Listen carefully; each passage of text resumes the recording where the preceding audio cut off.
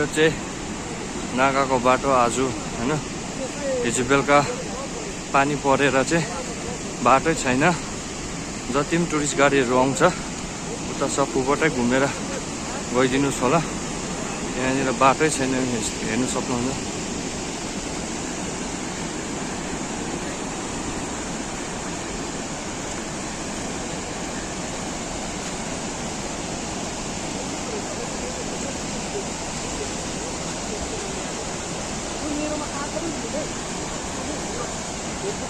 यस्तो भएको चाहिँ नागाको बाटो चाहिँ